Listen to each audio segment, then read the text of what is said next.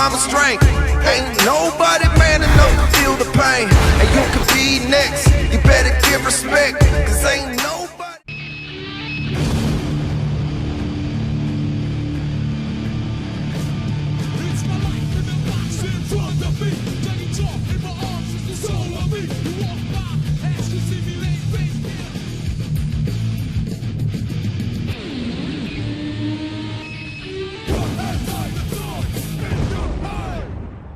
What's going on, people? Welcome back to the Raw and UNCUT podcast, episode 3, part number 2, for my WWE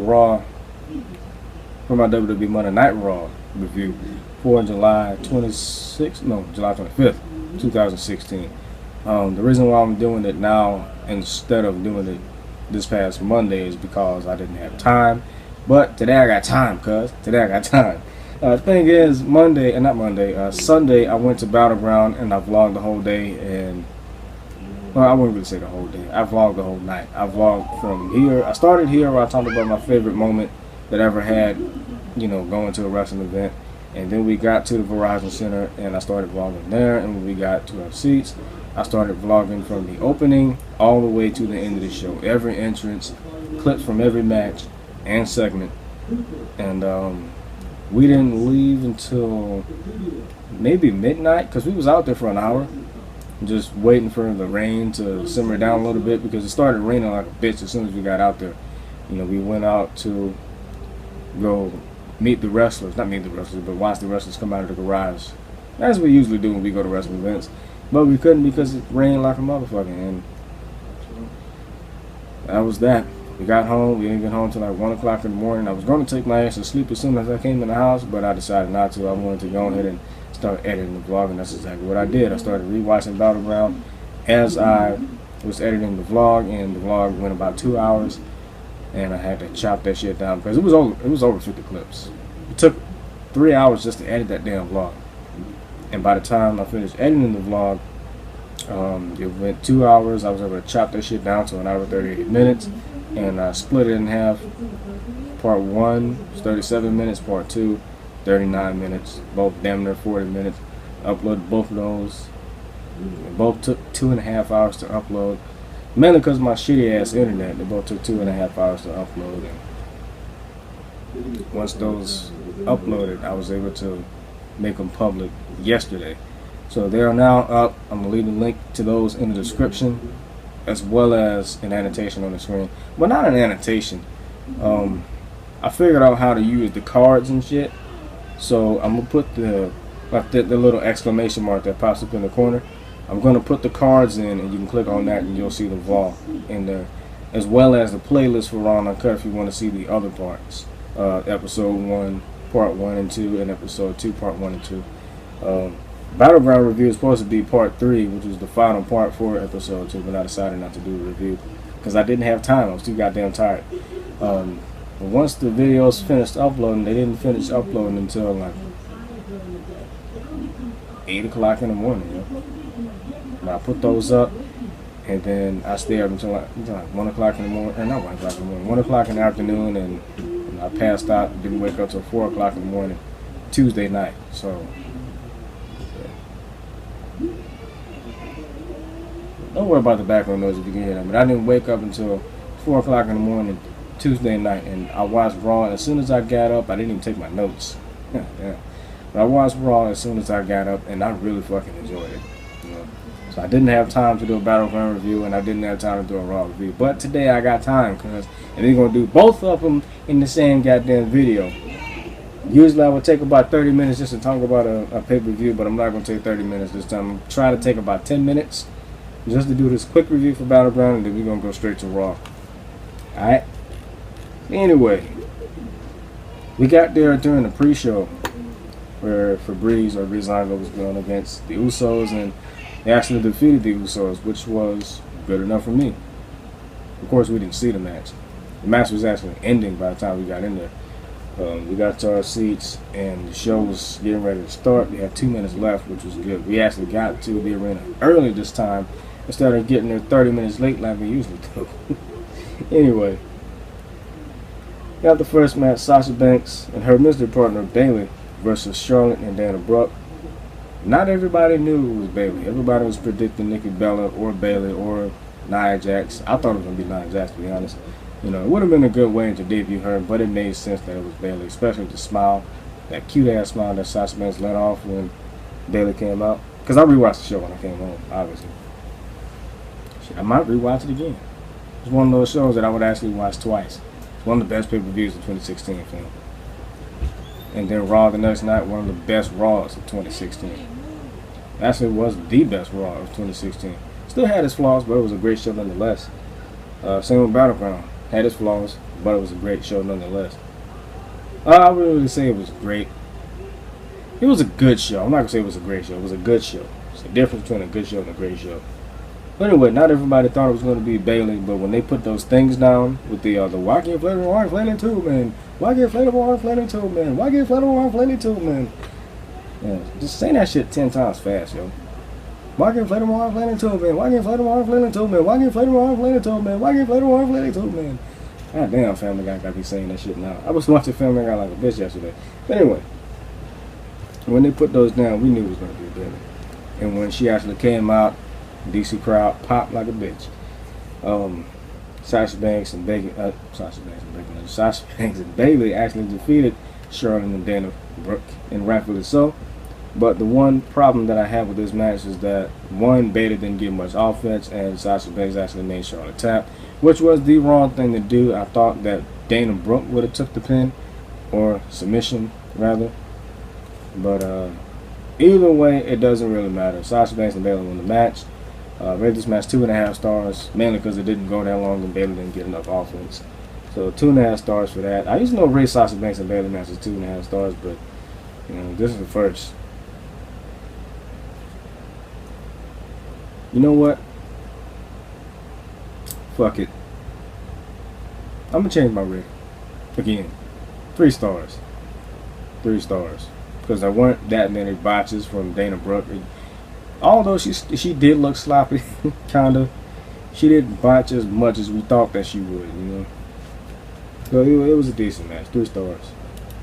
Good match. Next we got the Wyatt Family versus the New Day. Fun match.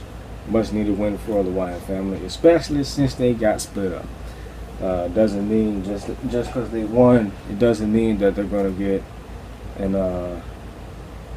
doesn't mean that they're gonna get a title shot for the tag team titles, which is good. You know, nobody want to see the Wyatt Family beat the New Day for the tag team titles. The only people that should be beating the New Day for the tag team titles is either the Breakfast Club, the Breakfast Club, or Enzo and Cass. I'd rather be Enzo and Cass, but we need heel champions for a face champion to beat. So, you know what? I don't think it's going to be 2-on-2 at SummerSlam. I think it's going to be another Fatal 4-Way, another multi-man tag team championship match. I'm predicting that right now. I think it's going to be another multi-man tag team match. It's either going to be a triple threat tag team championship match or a Fatal 4-Way. I'd rather be a triple threat. Fatal 4-Way is too much. The triple threat tag team match, I'm fine with it.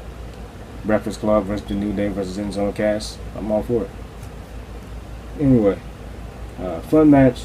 3 stars. Wyatt Family for the win. After that, we got the U.S. Championship. Rusev versus Zack Ryder.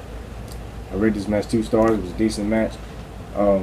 Zack Ryder actually put up a hell of a fight, but at the end of the day, fell to the accolade and lost in like 8 minutes or 10 minutes, however long the match went. He was getting his ass beat after the match as well. Mojo Rawley was making his debut, and he got a bit of a pop, which is good. And he saves his friend, and pretty much confirms that the Hype Bros are still together, so that's cool. Glad they didn't break them apart. After that, we got the best match on the card, Sami Zayn versus Kevin Owens. I rated this match 4 stars, man. It was fucking awesome, especially being there live, bruh. If I was only going to stay home to watch it, which I'm glad didn't happen, I probably wouldn't have felt the same. Okay, that's a damn lie. I would have felt the same if I didn't go, because the show was still good. But this match was fucking awesome. Super kicks all over the place, exploded suplexes, cannonballs. Sami Zayn had a little botch with the Arabian press outside moonsault that he usually does. It looks fucking nasty, especially being alive to see it. Goddamn.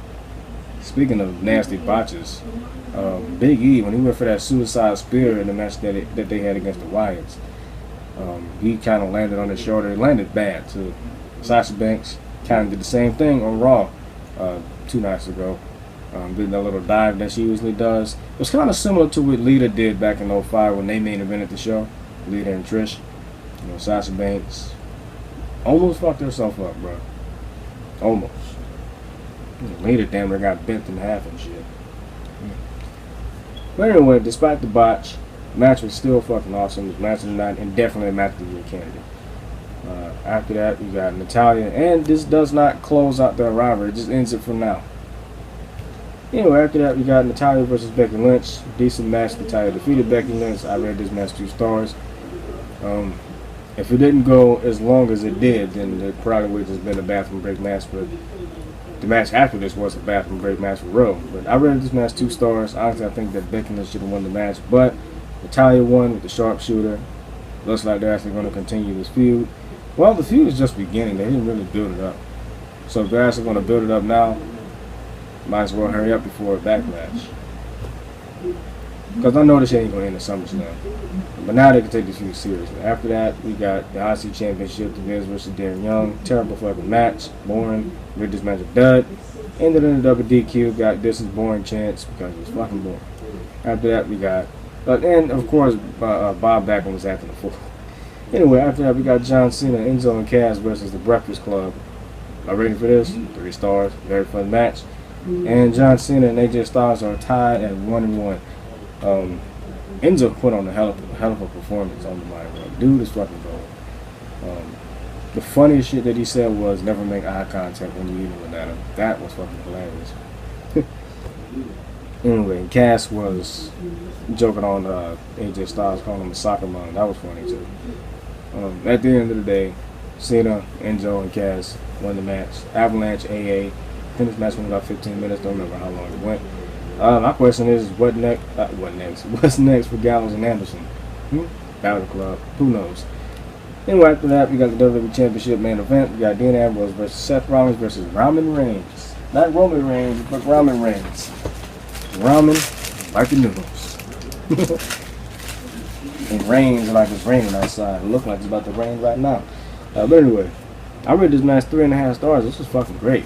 Bunch of Shield moments in the match, and I'm glad that they finally came to their senses and gave us this Shield main event. If they wasn't going to do it at SummerSlam, then of course Battleground was the next best pay-per-view to do it on. I was just glad I was there live to see it.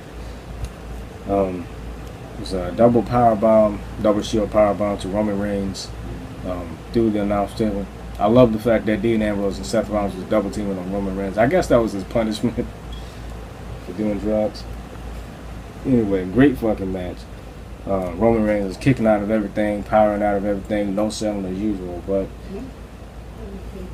where have you seen that at? But anyway, Dean Ambrose won the match, which was an absolute shocker.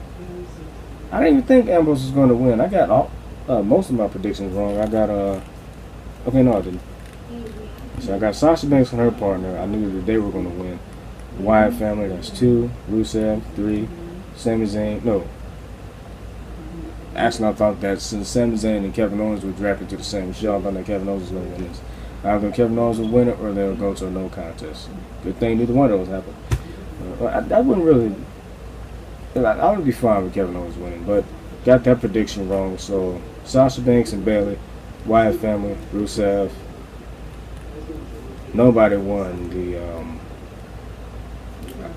U.S. IC Championship match. I predicted Becky Lynch when Natalya won that, and I predicted John Cena, Enzo, and Cass. And then for the WWE Championship, I predicted Seth Rollins. But Dean Ambrose won 3.5 stars. Great fucking match. Finally got the Shield triple threat match, and it was worth it. My overall thoughts. Finally, we get a good Battleground because 2013 fucking sucked. 2015 fucking sucked. 2014 fucking sucked. 2015 was fucking boring. We got a match that we thought was going to be great. The whole feud we thought was going to be great. Chris Jericho versus Bray Wyatt. The promos that they were supposed to have, the promos damn near sucked, bro. That whole feud was fucking boring. They fucked up the whole feud. Again, they was gonna give us something good and fuck it up at the end like they always do. But anyway, it was great to be there live, and I had a fucking blast. My overall rating 8.5 out of 10, and that's the highest rating I've ever gave Battleground. Other Battlegrounds I gave like a 6.5 or a 5.55 out of 10.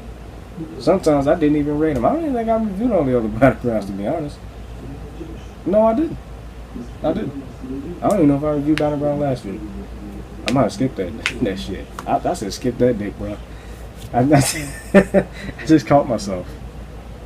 I was trying to say shit and accidentally said dick. Whatever. Pause, yo. Pause.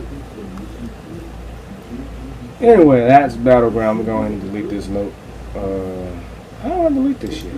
I'm used to being on fucking iPhone and shit. Oh, there we go. Actually, let me not delete that. I'm aware. Anyway, now we got Monday Night Raw. First off, the logos. Let's talk about the logos for a second. I know that I talk shit about the logos. I'm going to leave the link to that video in the description. Also, annotation on the screen.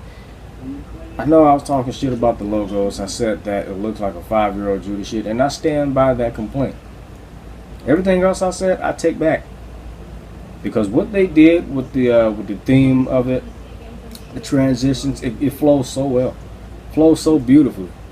So as long as they, did something with these logos to make it look good, I'm all for it. So it looks good. Same with the SmackDown logo. SmackDown logo is decent because of the transitions. It looks good. It looks decent. Rather, I'm not gonna say it looks good. It looks decent. And then the theme song goes with it. The theme song and the intro, fucking great. And I'm happy that we finally get a change from Monday Night Raw. It's about damn time. It looks different, has a fresh feel. The theme song, the new theme song is a breath of fresh air, man. I fucking love it. I fucking love it. I love the fact that they moved the commentary team up to the ramp, like back where they were back in 05. I love that. I fucking love that. It gives it a ruthless aggression era kind of feel. I love it. And then you got Corey Graves on commentary, of course. Corey Graves is great on commentary. He actually made Michael Cole sound good. I have no complaints about the commentary, except the SmackDown commentary. I actually got blocked by JBL, which is fucking hilarious. Actually, let me show you the tweet. Let me show you my tweet from SmackDown last night, if I can find it.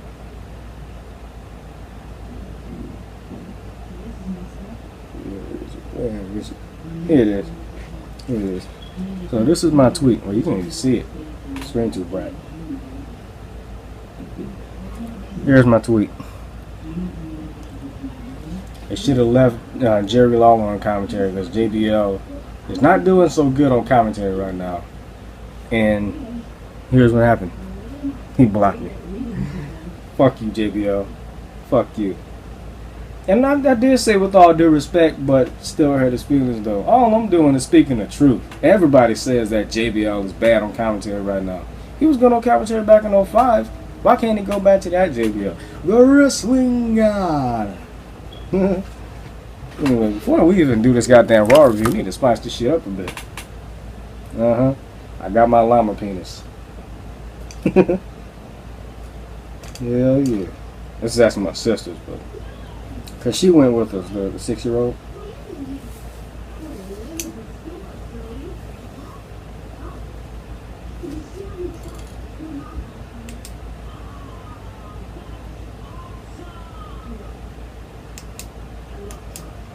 Oh damn, this shit don't work. The fuck? Oh, what happened?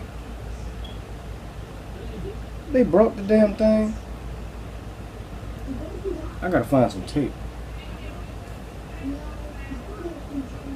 I gotta find some tape for this. But they broke the shit. God damn. I might have to find that other one because we got 2 of them.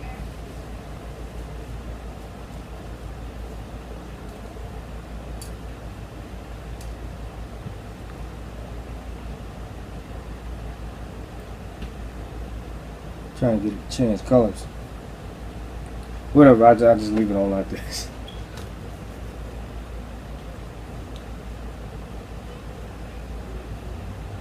But anyway, also the Raw set though. The Raw set very similar to SummerSlam 2013. I like that. Some people say 2012. Not 2012. Oh, wait. SummerSlam 2012 and 2013 had the same set, which is different colors. Tripping. Anyway, we start off with Stephanie McMahon and Mick Foley in the ring. The roster is on the ramp. And they announced that the new WWE Championship, the new World Championship for Raw, is going to be called the Universal Championship. And my first thought was, what the fuck were they thinking? You know, and I watched the Lex Man's review, and he mentioned something about Vince McMahon and Kevin Dunn just going to Universal Studios, and you know, they just thought about, what if we just named the championship Universal Championship? And that sounded like some shit that they would actually do. Just go to fucking Universal Studios just to make the goddamn Universal Championship. I don't mind the name. It sounds horrible, but as long as the championship looks badass, if it looks badass, then I'm all for it. You know. But the WWE Championship, they really need to change that belt. At least bring back the old belt. You know, the Undisputed Championship from 2004. Bring that one back. Anyways, she announced that there's going to be 2 fatal 4-ways. The first one is Finn Balor making his debut against Rusev, Cesaro, and Kevin Owens. And then the second one, Roman Reigns, Jericho, Cesaro, and Kevin Owens. The winners of those 2 fatal 4-ways will face off against each other in the main event. And the winner of that main event will face Seth Rollins. So Seth Rollins automatically gets a bye. Because he still hasn't been pinned. He never lost the championship, so he automatically gets a title shot. Favoritism is basically what that is. But the winner of that main event match will take on Seth Rollins at SummerSlam to determine the new Universal Champion. And I love what they did. We all thought that since Roman Reigns was in the match, of course he was going to win the match. He's getting another chance. But what happened in the main event was an absolute shocker. I did not think that it was going to happen, but I'm going to get to that in a second. They also... The fuck? They also announced that Sasha Banks will take on Charlotte for the Women's Championship, which is cool. I thought it was going to wait till SummerSlam, but faster the better, whatever. I just hope they get a stipulation match for SummerSlam. Maybe that's why they didn't wait. Who knows? Whatever. We got the first Fatal 4-Way match, Finn Balor making his debut. They didn't even drop the damn Balor Club trademark, so that was a fucking rumor. Finn Balor defeated Rusev, Cesaro, and Kevin Owens. It was a great fucking match. Great debut for Balor. You know, he went off at the end of the match. I fucking enjoyed it. After that, we got Nia Jax in the squash match making her debut against Britt Baker. I've seen her have a match before. And she's fine as hell, too. I like her. She need to go to NXT. But Nia Jax looked good in this match. And Britt Baker looked good in the feet. She got fucked up, though. They also announced that Brock Lesnar is returning this week, and he will not be getting fined over that USADA bullshit. After that, we got the second Fatal 4-Way match. We got Roman Reigns defeating Y2J, Sheamus, and Sami Zayn. Nobody thought that Sami Zayn was going to win. And it would be great to have Sami Zayn and Finn Balor in the main event. That would be fucking awesome. But we got Roman Reigns in the main event, of course. He gets another chance, another great match. But the one positive thing I got to say about this match, as well as what Roman Reigns did not last night at Battleground, is that his wrestling ability is getting better. And he's pulling out brand new moves. He's doing his power bombs a lot better. And I love the fact that he does a double power bomb. Very Brock Lesnar-esque. I love that. After that, we got a cheesy ass New Day segment. You know, not all of these segments are great and funny. This was kind of funny, but they had this segment where they was. They announced that Booty-O's will now be a real cereal. Last thing I want is to be eating cereal ass. First I'm talking about eating real ass, now eating cereal ass. Goddamn. But Booty-O's is now a real cereal, and they named an honorary member of the New Day, which is Sonny Boy, who was a plant. I knew he was a plant from the start because they got pictures of him surfing on the internet of him as a wrestler, so he actually is a wrestler. So he's not, you know, a real fan, he's a plant. I knew he was a fucking plant. Anyways, Gallows and Anderson came out, and they attacked the New Day, and they took the shirts and blew their nose in it, and they threw it at Sonny Boy. Sonny Boy. Sonny boy.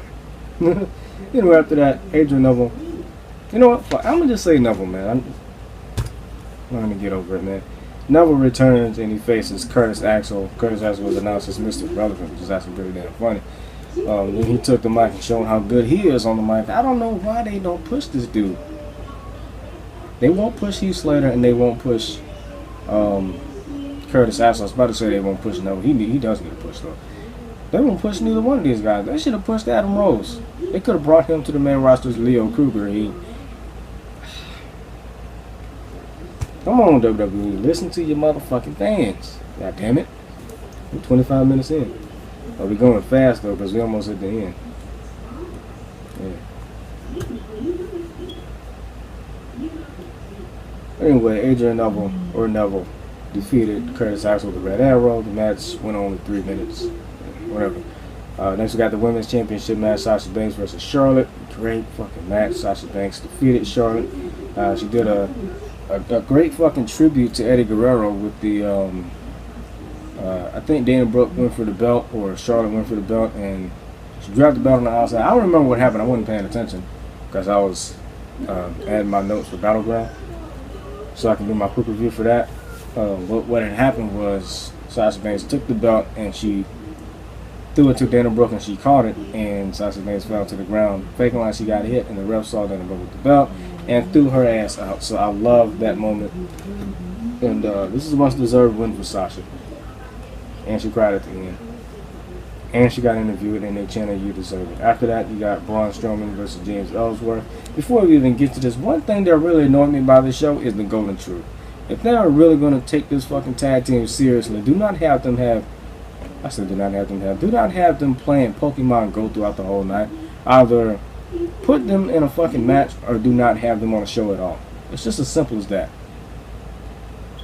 We all ask for change and they're still doing the same bullshit that they usually do.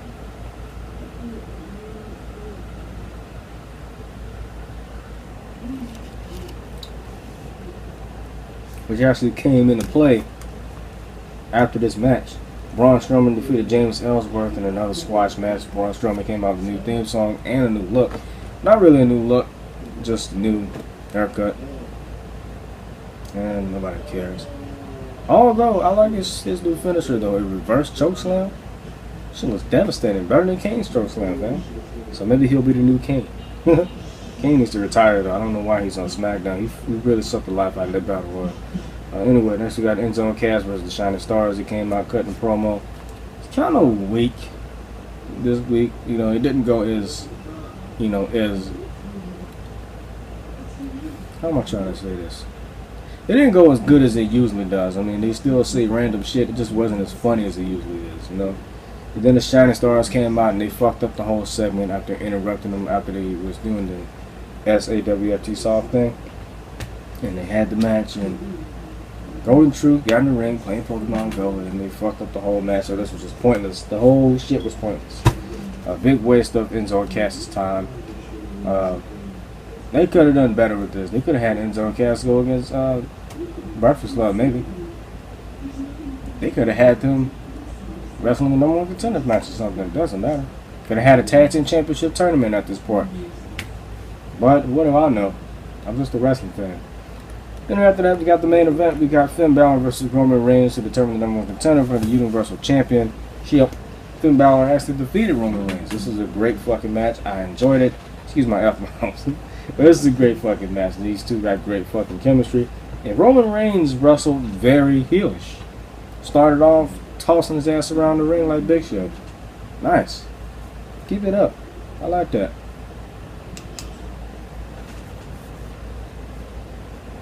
And this was a great way to debut Finn Balor on his birthday, nonetheless. Came in, fucked shit up, and leave. Won 2 matches on his birthday. Now he's going to go to SummerSlam to face Seth Rollins for the WWE Universal Championship. I was about to say WWE Championship, but for the Universal Championship. It's a great show. All 3 hours delivered. And Raw wins this week in the ratings. Raw finally got a rating over 3.0. Good. SmackDown got the bad rating this week. Maybe. I gotta check the rating. That's it. That's the whole show. Not a lot of bullshit as usual. And I was able to get through the show with no problems. Usually when it's a bad show and there's some bullshit on the show, I just talk about the bullshit more than the main shit. Anyway, I'll see y'all later tonight. What time is it? Oh shit, NXT is on right now. I got it. Bro, I just realized it was after 8 o'clock. God damn. Well, I guess I'll see y'all at either 10:30 or 11 o'clock because I'm getting ready to watch NXT. And then I'm going to watch the Cruiserweight Classic. I'm going to review both of those. And then I'm going to call it a night. I'm recording. No, I'm not. Yeah, I am. I got 2 episodes of Assassin's Creed Black Flag already pre-recorded and edited. I got to export those to the gallery so I can upload those. Also got an episode of Bullet that I'm going to put up as well. Anyway, I'm out, man. Peace. Fuck. Man, it's acting up again. I can't even do the gestures, yo. Fuck. Try again. How can I do the too sweet sign so good, but I can't do this? God damn it. Whatever. I'm out, man. Peace. Fuck Donald Trump. Do it with the other hand. Bye. 30 minutes. That's a new record. Finally didn't do a review that went over 40 minutes. Good.